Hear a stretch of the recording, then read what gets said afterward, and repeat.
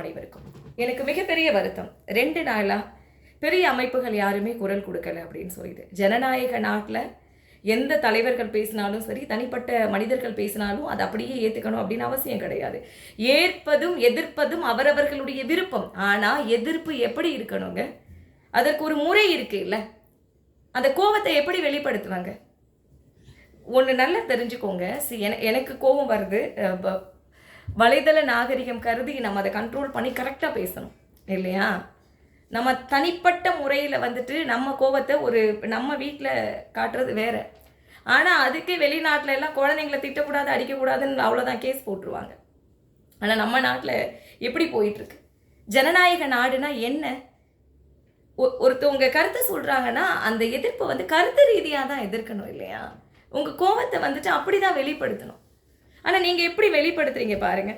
எனக்கு ரொம்ப கஷ்டமாக இருந்துச்சு. பெரிய பெரிய அமைப்புகள்லாம் ஏன் குரல் கொடுக்கல? ஒன்று தெரிஞ்சுக்கோங்க. when anger become humiliation, what would happen? அது என்ன பண்ணும் தெரியுமா? It slowly going to loses the culture of respectful discussions அப்படின்னு சொல்லுவாங்க. அதாவது நம்ம கொஞ்சம் கொஞ்சமாக நம்முடைய கல்ச்சரை நம்ம எழுந்துட்டுருக்கோம். என்ன கல்ச்சர் அப்படின்னு பார்க்குறீங்களா? ஒருத்தருடைய கருத்தை ஏற்கிறதும் எதிர்க்கிறதும் அவங்கவுங்க தனிப்பட்ட விஷயந்தான். ஆனால் அந்த எதிர்ப்பில் நாகரிகமான விவாதத்தின் மூலமாக தான் அந்த எதிர்ப்பை நீங்கள் வெளிப்படுத்தணும். அப்படி இல்லை அப்படின்னா அது மன்னர் ஆட்சி ஆகுங்க, மக்கள் ஆட்சி கிடையாது. மன்னர் ஆட்சியில் மட்டும்தான் மக்கள் சொல்கிறத அதை அப்படியே அக்செப்ட் பண்ணணும். இன்றைக்கும் சில நாடுகளில் உண்டு. அன்னைக்கு மன்னருக்கு பிடிச்ச ட்ரெஸ் தான் போடணும், பிடிச்ச கலர் தான் போடணும் அப்படின்ற நாடுகள் எல்லாம் இன்றைக்கும் உண்டு. நம்ம எதுக்காக போராடி இந்த சுதந்திரத்தை பெற்றுக்கொண்டோம்? கருத்து சுதந்திரங்க, அது மெயினாக வேணும். இன்னைக்கு நீங்கள் பேசுறீங்க, நான் பேசுகிறேன்.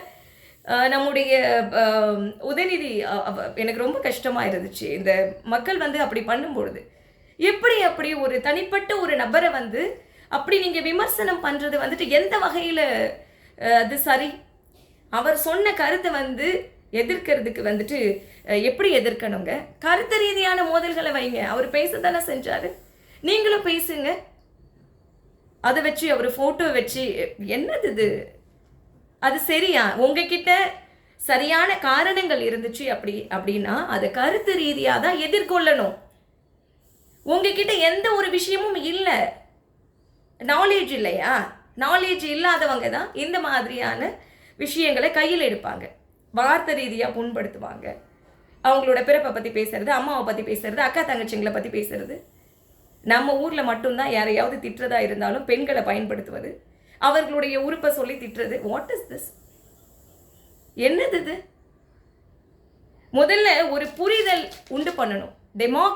டெமோக்ராட்டிக் கண்ட்ரினா என்னங்க அது? ஜனநாயகம்னா அதாவது ஒருவரின் கருத்தை எதிர்க்கும் உரிமை இருக்கலாம், ஆனால் அவரை அவமானப்படுத்தும் உரிமை யாருக்குமே கிடையாது. கருத்துக்கு பதில் கருத்து மட்டும்தாங்க. அவமானப்படுத்தக்கூடிய வார்த்தைகள்லாம் இங்கே பிரயோஜனப்படுத்தக்கூடாது. முதல்ல அந்த மாதிரி பண்ணுறவங்கள முதல்ல பிடிச்சி உள்ளே போடணும். அவர் அதை எடுத்து பாருங்க. தவறுதெல்லாம் ஒன்றும் பேசலையே. பெரியாரை இன்னைக்கு நம்ம கொண்டாடிட்டு இருக்கோம்ல. அவர் சனாதனத்தை எதிர்த்தவர் தானே அவர். இன்னும் சொல்ல போனால் அவர் எப்படிப்பட்ட நபர் தெரியுமா? பெரியார் சொல்லக்கூடிய பகுத்தறிவு என்ன? பகுத்தறிவுனா என்ன நீங்கள் நினச்சிட்டு இருக்கீங்க?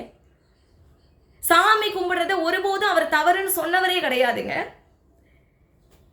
ஜாதியின் அடிப்படையில் நான் மேல் ஜாதி, நீ கீழ் ஜாதி, நான் வரும்பொழுது கும்பிடுற சாமி அப்படின்னு சொல்லக்கூடிய அந்த முறையை தான் அவர் எதிர்த்தாரு. சாமி கும்பிடுறத அவர் எதிர்க்கலை. இது எத்தனை பேருக்கு தெரியும்? அவர்கிட்ட கேட்டாங்க, சாமி இல்லைன்னு சொல்றீங்களே, கடவுள் இருக்காரு அப்படின்னா நீங்கள் என்ன பண்ணுவீங்க? இருக்காருன்னா இருக்காருன்னு சொல்லிட்டு போகிறேன் அப்படின்னாரு. அவர் முதல்ல கடவுள் எதிர்ப்பாளரே கிடையாது. முதல்ல அதை நீங்கள் புரிஞ்சுக்கணும். இந்த சமூக கட்டமைப்பு இருக்கு இல்லையா? இந்த உயர்ந்த ஜாதி, தாழ்ந்த ஜாதி, நான் மட்டும்தான் கோவிலுக்குள்ளே போவேன், நீ எல்லாம் வெளியில் நிற்கணும், நீ தீண்ட தகாதவன் அப்படின்னு சொல்கிறாங்க இல்லையா? அதை முதல்ல களையணும்னு நினைக்கிறாரு. இந்த பிரச்சனை எங்கிருந்து ஸ்டார்ட் ஆகுதுன்னு சொல்லிட்டு அதை பின்தொடர்ந்து போகும்போது தான் அது எங்கிருந்து ஆரம்பிக்குது அப்படின்னா முதல்ல கடவுள்ல இருந்து தான் அது ஆரம்பிக்குது.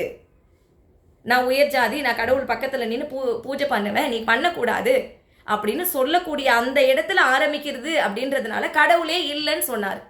இதுதான் பெரியாரை படிச்சீங்க அப்படின்னா தெரியும். எதையும் படிக்கிறதே கிடையாது, எதையும் தெரிஞ்சுக்கிறதே கிடையாது.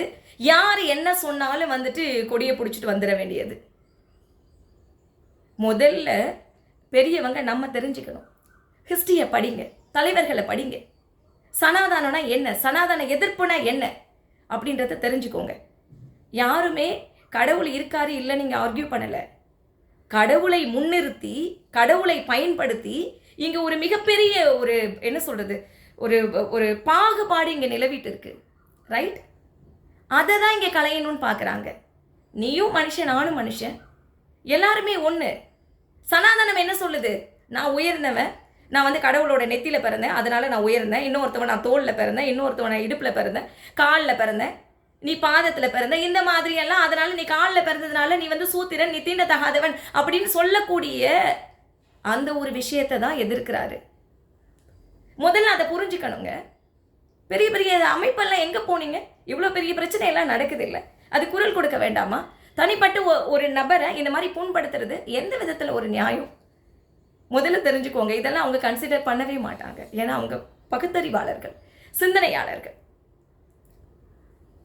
நம்ம அப்படி பண்ணுற நபர்கள் தான் ஒருத்தவங்களை தகாத வார்த்தையால் பேசுறது, அவங்க ஃபோட்டோவில் ஏதாவது ஒன்று எடுத்து தாக்குறது, இது வந்து அவங்களையே அவங்க பண்ணிக்கிற மாதிரி தான் இருக்குது இல்லையா?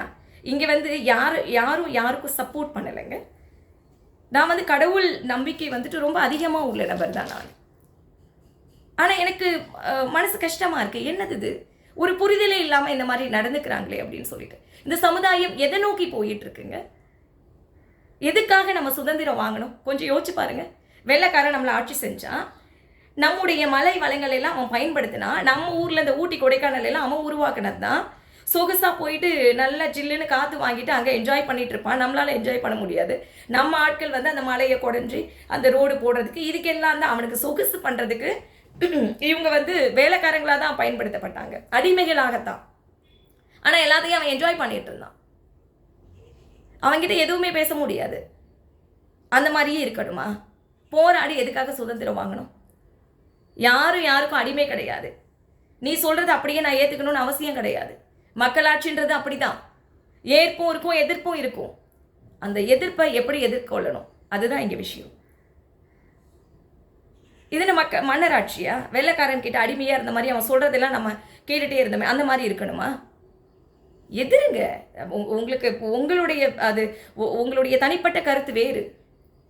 ஆனால் அது சொல்லக்கூடிய விதம் இருக்குது. கருத்து ரீதியான மோதல்கள் தான் இங்கே தேவையே தவிர இந்த மாதிரியான விஷயங்கள், இந்த மாதிரி பண்ணுறது, ஃபோட்டோ வச்சு இப்படி பண்ணுறது, அவங்கள தகாத வார்த்தையில் பேசுறது, இது வந்து எதிர்ப்பு கிடையாது.